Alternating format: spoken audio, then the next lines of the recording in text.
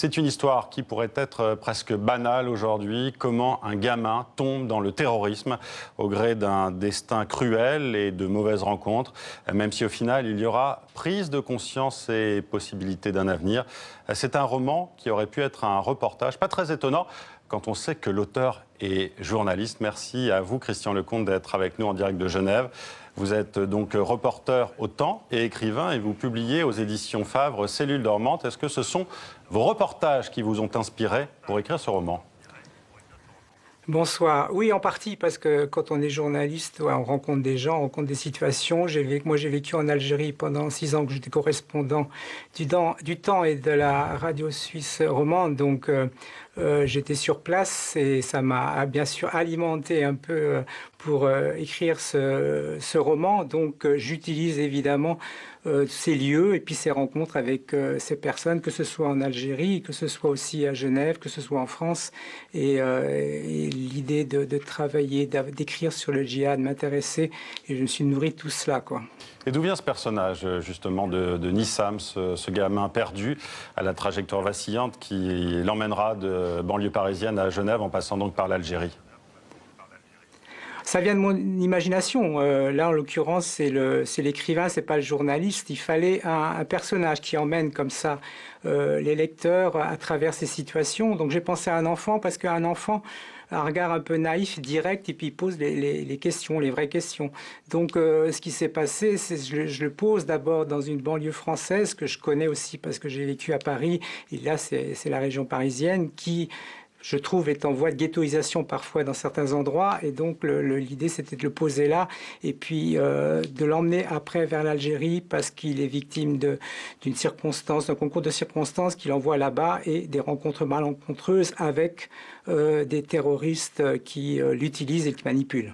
Alors, vous venez de l'évoquer, vous faites aussi en creux le constat d'une réalité sociale peu reluisante en région parisienne, là où grandit Nissam. C'est pas possible de s'en sortir quand on vit dans les cités en France ? Ah, j'ai pas dit ça. Je les visite aussi en Suisse et je crois qu'il y a pas mal de réseaux maintenant pour s'en sortir, quoi. Il y a des choses mises en place, quoi. Mais il y a une réalité d'enfermement, je trouve, surtout dans la région parisienne.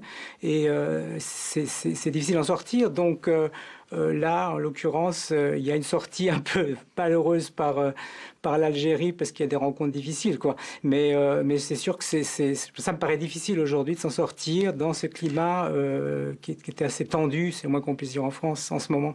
On a l'impression que votre personnage principal est en recherche de repères et surtout d'une figure paternelle.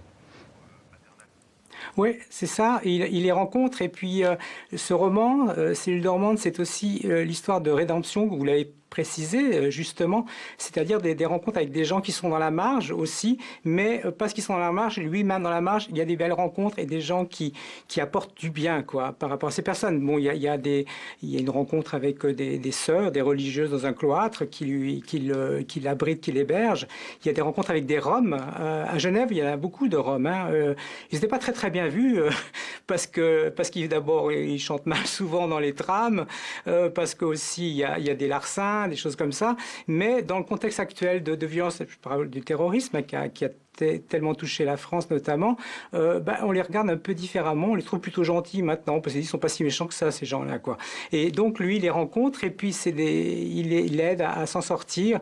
Il y a aussi une rencontre avec une personne dans une grotte, dans le Périgord, un vieux monsieur qui va le recevoir, et puis peut-être aussi lui faire sortir tout ce qu'il a dans son cœur. Oui, c'est une rencontre voilà, presque magique, hein, cette rencontre à la fin. Il est étonnant, votre livre, pour ça, justement. Vous parlez du personnage de Jean Mathieu et de Lauricette dans cette grotte préhistorique. Ouais. Pourquoi avoir introduit cet aspect-là, justement ? C'est assez déroutant.